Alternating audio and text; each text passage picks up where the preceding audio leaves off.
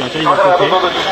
और ऐसी महान शख्सियत तो शायद मैं कहता हूँ देश में डॉक्टर लाल बहादुर शास्त्री जी के बाद ये दूसरी शख्सियत रही होगी जो इतने ईमानदार रहे हैं, जो हमारे किसी फैमिली की मेम्बर्स की आज तक उन्होंने कभी कोई ख्वाहिश नहीं की और शायद किसी की भी नहीं की, क्योंकि जब तक वो सीट में रहे तब तक वो शायद अपने बच्चों तक की भी उन्होंने कुछ बच्चों तक को भी गाड़ी में नहीं बिठाया जो गवर्नमेंट की गाड़ी तक होती, जो कि बहुत बड़ी बात नहीं है। पर क्योंकि मैं भी जानता हूँ क्योंकि एक बार मेरे पिताजी ने अपने डैडी की मासी के बेटे के लिए, ये डैडी के चाचे के बेटे थे, उनके लिए छोटी सी सिफारिश की थी, सिफारिश करवानी चाहिए थी।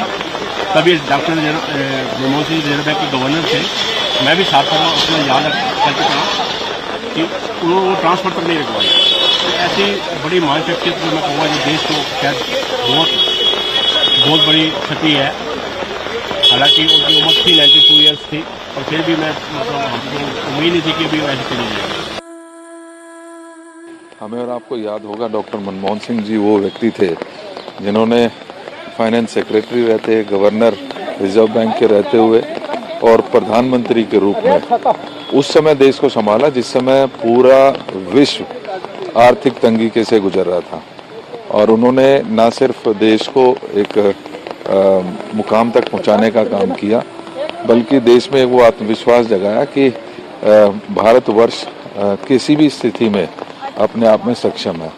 ऐसी शख्सियत का जाना निश्चित ही ये देश के लिए एक बहुत बड़ा लॉस है। मेरी श्रद्धांजलि है कांग्रेस पार्टी की सभी, क्योंकि हम सबके अग्रणी थे, हम सबके मार्गदर्शक थे। आज उनके जाने से जो क्षति हुई है वो अपूर्णीय है।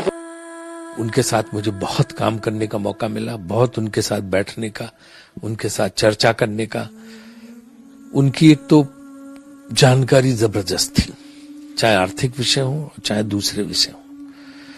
दूसरे वो मतलब राजनीति में ईमानदारी क्या होती कोई उनसे सीखे। मैंने उनसे जैसा ईमानदार व्यक्ति नहीं देखा। छोटी छोटी चीज पे भी वो जो है बहुत सावधानी बरतते, मतलब यहां तक कि सरकारी खर्चे को भी नहीं करने देते थे कि ज्यादा हो। एक बार उनके घर में वरांडे में पानी आ रहा था पीएम हाउस में, तो सीपीडब्ल्यूडी के इंजीनियर जो है वो कैनोपी लगा रहा था छतरी ताकि पानी अंदर न जाए। वो आ गए, उन्होंने देखा ये क्या कर रहे हो, उनका सब ये पानी अंदर आता है इसलिए लगा रहे। कितने खर्च आएगा? 30,000 रुपए। बिल्कुल मत लगाओ। उन्होंने काम रुकवा दिया। तो इस तरह सरकारी पैसे को ही बचाते थे, बहुत ही जो है सादगी से रहते थे, कभी किसी की आलोचना नहीं करना, कभी किसी की बुराई नहीं करना। और उन्होंने कहा भी था कि इतिहास हमको याद करेगा। बहुत लोग बहुत बहुत बातें करते हैं लेकिन इतिहास हमको याद करेगा।